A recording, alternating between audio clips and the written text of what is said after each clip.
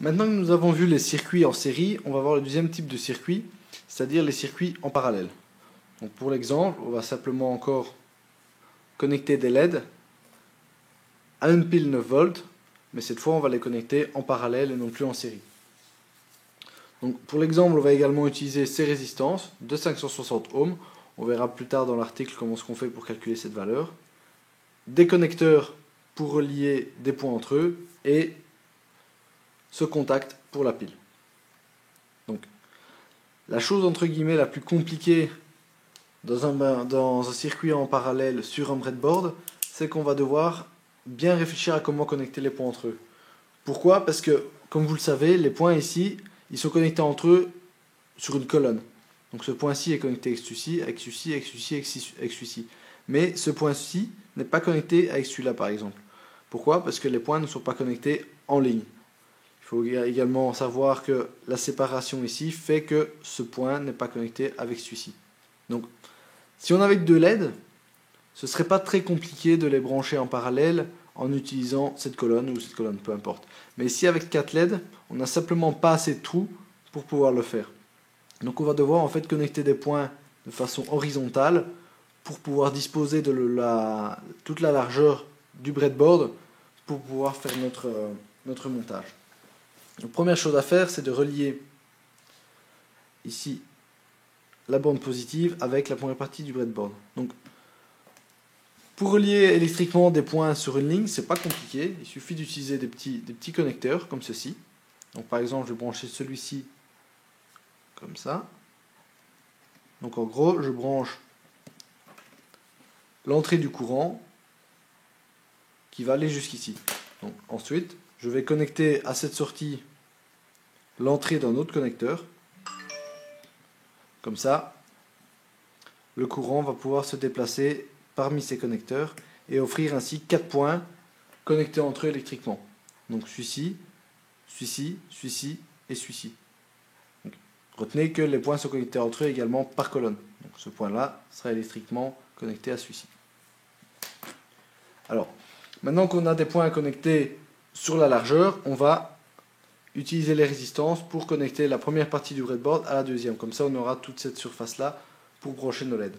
Donc, pour faire ça, on utilise le premier point de sortie et on le connecte à la deuxième. Voilà. Pareil avec les 4 autres points. Donc, celui-ci, je vais y arriver. Voilà.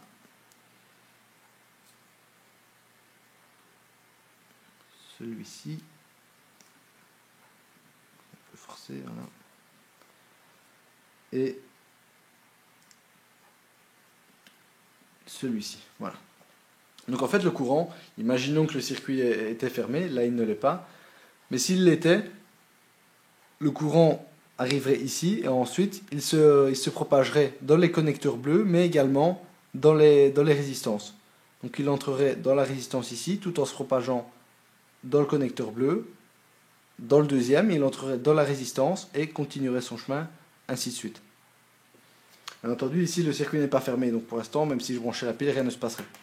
Donc au niveau des LED, pour les brancher, c'est toujours la même chose. On branche l'anode à la bande positive. Donc je branche l'anode avec les 4 résistances.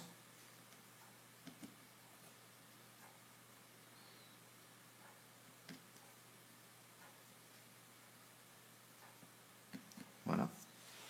Et enfin, je vais devoir relier les bandes négatives avec la bande négative de la pile. Pourquoi? Parce que, comme je l'ai dit, le courant va se séparer dans les différentes résistances, puis dans les LED. Mais ici, les bandes positives des LED ne sont connectées avec rien du tout. Donc on va devoir simplement utiliser des fils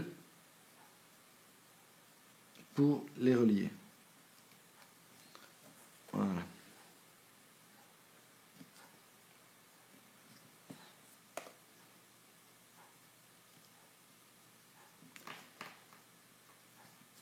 Et le dernier,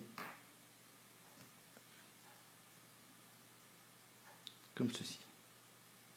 Donc, le courant ici, en fait, il va simplement se diviser dans les 4 résistances et passer dans les LED. Donc, ça veut dire que l'intensité du courant va en fait être Bon, ici, divisé simplement par 4 parce que les résistances ont toutes les mêmes valeurs. Mais s'il y avait des résistances d'autres valeurs, l'intensité serait partagée dépendamment de ces valeurs dans les 4 branches. Ensuite, le courant va ressortir parmi ces câbles et fermer le circuit. La tension, quant à elle est pareille dans les 4 branches. Donc ici, si on a 9 volts, donc pour la pile, elles seront pareilles dans les 4 branches.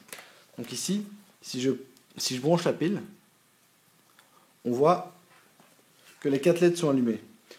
Le gros avantage par rapport à un circuit en série, c'est que si une des LED venait à griller, les autres continueront à fonctionner. La preuve, si je débranche celle-ci, les autres continuent à fonctionner. Pourquoi? Parce que ici, le courant, comme ici, cette branche-ci n'est plus fermée, je vais dire, le courant ne va simplement pas passer dedans et se diviser en 3 dans cette branche-ci, celle-ci et celle-ci. Le gros avantage, c'est que la tension restant la même si au départ on avait 18 LED par exemple et qu'il y a un 17 qui grille, la 18e ne grillera pas à cause d'une trop forte intensité, parce que l'intensité sera la même vu qu'elle dépend de la tension. On verra ça plus tard dans le cours. Ici, si je rajoute la LED, hop, vous voyez que le courant passe de nouveau et la 4e LED s'allume.